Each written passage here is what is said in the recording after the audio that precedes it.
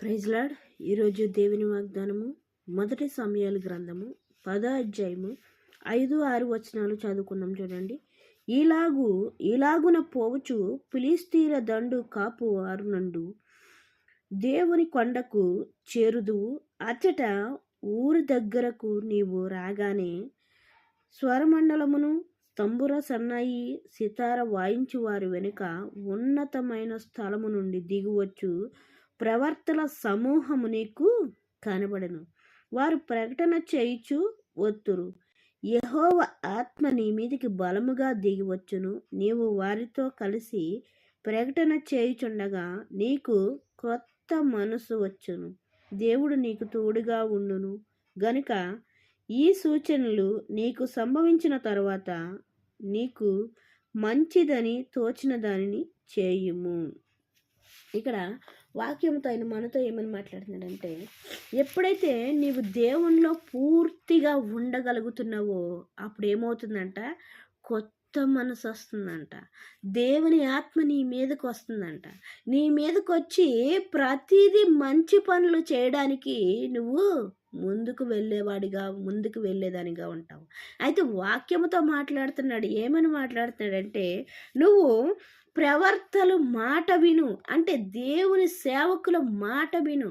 మాట విన్నట్లయితే నీ మనసు మారుతుంది. నువ్వు ఇప్పుడు వరకు దేవుని కొరకు జీవించలేకపోయినట్లయితే, ఇప్పుడు వరకు దేవుని కొరకు నువ్వు అసలు దేవుని మాట వినకుండా ఉండినట్లయితే, ఇప్పుడైనా ప్రవర్తన మాట వినినట్లయితే ఆయన ఏం చేస్తున్నాడంట, దేవుని ఆత్మను పంపించేవాడిగా ఉన్నాడన్న. ఇక్కడ సౌలు మీదకి దేవుని ఆత్మను పంపించేవాడిగా ఉన్నాడు. సమూయేలు వీళ్ళందరూ కూడా ప్రవర్తలు అందరూ కలిసి దేవునికి ప్రార్థన చేయుచుండగా అక్కడికి సౌలు వెళ్ళాడు. సౌలు వెళ్ళినప్పుడు సౌలుతో మాట్లాడుతున్నాడు దేవుడు. ఏమని మాట్లాడుతున్నాడంటే, నీకు ప్రవర్తల సమూహము కనబడుతుంది.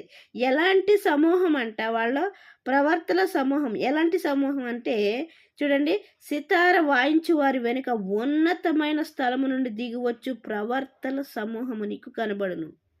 ఏటంట, ఉన్నతమైన స్థలం నుండి దిగివచ్చు ప్రవర్తల సమూహము నీకు కనబడుతుంది. నీకు కనబడినప్పుడు దేవుని ఆత్మ నీ మీదకి వస్తుంది.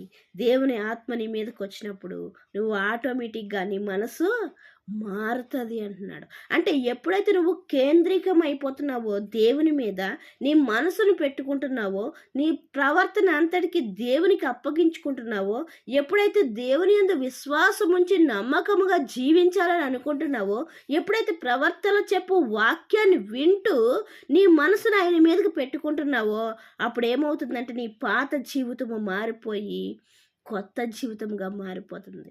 ఇక్కడ ఏమని చెప్తున్నాడంటే చూడండి, నీకు క్రొత్త మనసు వచ్చును, దేవుడు నీకు తోడుగా ఉండును. ఏంటంట, ఎప్పుడైతే నువ్వు దేవుని మీద ఆధారపడుతున్నావో, ఎప్పుడైతే నువ్వు దేవుని మీద విశ్వాసం ఉంచుతున్నావో, ఎప్పుడైతే దేవుడు తప్ప నన్ను రక్షించగలిగిన వాడు ఎవడూ లేడని నువ్వు అనుకుంటున్నావో, అప్పుడే దేవుని మనసు నీ మీదకి వచ్చి, దేవుని ఆత్మ నీ మీదకి వచ్చి నీ మనసు ఏమవుతుందంటే మారుతుంది. అయితే మార్చడానికి, మంచిగా నడపడానికి, మంచి జీవితాన్ని ఇవ్వడానికి ఆయన సిద్ధముగానే ఉన్నాడు. కానీ నువ్వు నేను మనందరము కలిపి ఈ వాక్యం వింటున్న ప్రతి ఒక్కరము కూడా సిద్ధపాటు కలిగి ఉండినట్లయితే దేవునికి మహిమ కలుగునగాక. లేకపోయినట్లయితే ఇప్పుడైనా కూడా, ఈ వాక్యం ఉన్న తర్వాత అయినా కూడా దేవుని యందు మనసు పెట్టుకుని, దేవుడు తప్ప నన్ను రక్షించగలిగిన వాడు ఎవ్వరూ లేరని నువ్వు ఎప్పుడైతే అనుకుంటావో, అప్పుడు ఆయన ఏం చేస్తున్నాడు, ఆయన ఆత్మ నీ మీదకి పంపించి నువ్వు చేస్తున్న ప్రతి పనిలో కూడా మంచి పనులు చేయడానికి మాత్రమే నిన్ను ముందుకు నడిపించేవాడిగా ఉంటున్నాడు. మంచి మనసును దయచేసేవాడిగా ఉంటున్నాడు. అయితే ఆయన దయచేయడానికి సిద్ధంగా ఉన్నాడు. మనము కూడా పొందుకోవడానికి సిద్ధపాటు కలిగి ఉందాం. దేవుడి చిన్న పరిశుద్ధ వాక్యం దీవించును గాక. వాక్య పరిచర్యలో మీ సహోదరి. ఆమేన్.